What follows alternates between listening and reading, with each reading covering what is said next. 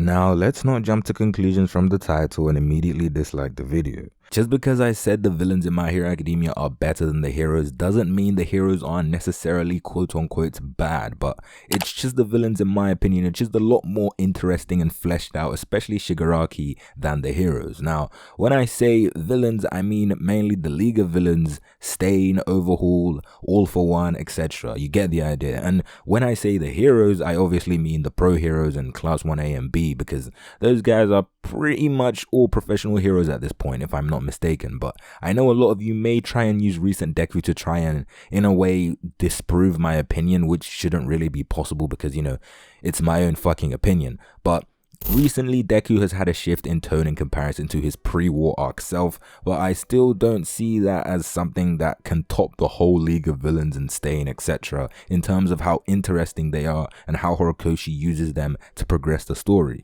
And one thing that I really like about the villains is their dynamic with the pro heroes and Class 1A. The villains were not always at the top of the food chain in My Hero Academia. Shigaraki and most other villains, excluding All for One, of course, were in an awkward position where they were not strong enough to beat the pro heroes and progress with their plans, but they were stronger than Class 1A and B, which in turn opens up a pretty new and creative way to tell the story. In the same way we are going on a journey with Deku, you know, and surpassing All Might and destroying everything according to the man himself, Shigaraki. We often see that the heroes and the villains are on pretty even grounds and fight on similar level, but in My Hero Academia it's a little different, and that little difference with the villains again makes them just a lot more interesting than the heroes. Now, in terms of how fleshed out the heroes are in comparison to, you know, the villains, it's clear the villains are a lot deeper than the heroes, which again is pretty fucking expected since they are all villains and they need some sort of justification for what they're doing, whether it's little or small. For example, Shigaraki developed this hatred for heroes and society from a very, very young age and wants to reshape society in the way he wants. Another example is Darby. Darby's main reason for becoming a villain is to get revenge on his father Endeavor. He also stated he wanted to expose fake heroes like Stain earlier on in the series, and Endeavor I feel like is the start of that for Darby.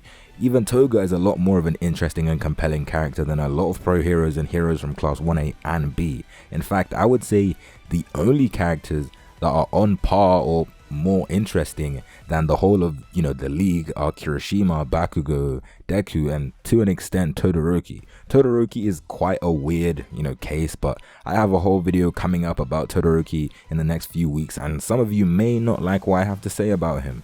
But the fact that only 4 characters, in my opinion, from Class 1A are as or more interesting than the villains from the league says a lot, and I mean a lot, about what carries My Hero Academia, you know, from my point of view, when it comes to, you know, plot and characters and overall enjoyment for that matter.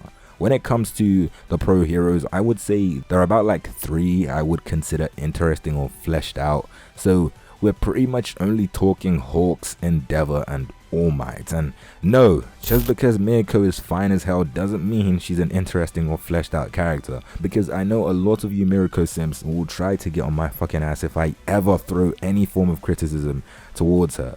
Don't get me wrong, she's bad as fuck, but she's not a very deep character by My Hero standards. The villains are also just really cool in comparison to the, you know, to the heroes like Shigaraki, Darby twice. Even Spinner has a little bit of drip to his character. I mean, this point is very subjective, but in my opinion, they just had some swag to their character that I really liked, especially during the Paranormal Liberation War arc and the fight with Redestro. The league went off during that fight, but although the villains are better than the heroes, it doesn't mean the heroes have no qualities that the villains don't have. Like, for example, I'm sure we can all agree in terms of relatability, the heroes are definitely a lot more relatable in the moral sense, not the, you know, having quirks and saving people sense. I hope most people, you know, would relate to the heroes a lot more than the villains, because, you know, most people are not psychopaths that want to reshape society in their twisted ideal way. But at the same time, I feel like it's because we relate to the heroes' morals a lot more that we end up finding the villains a lot more interesting and compelling. I mean, as humans, most of us like to explore things we don't understand and try to learn why these things are so foreign to us. But of course, some people may like the heroes more because of the sole reason the villains' morals and ideals are so far-fetched and foreign to what they're used to. Damn, I'm actually so thirsty. I think it's time to wrap up this video. At the end of the day, it's your own fucking opinion. I don't really care. I'm just a random guy's opinion you decided to take your time to listen to. Your reason for liking the heroes more could be could be something as stupid as liking Momo's boobies. I still wouldn't care. It's your own fucking opinion. And with that being said, that's pretty much it for this video. If you liked the video, make sure you leave a like and subscribe with notifications turned on and set to all. And apart from that, I will see you in my next video.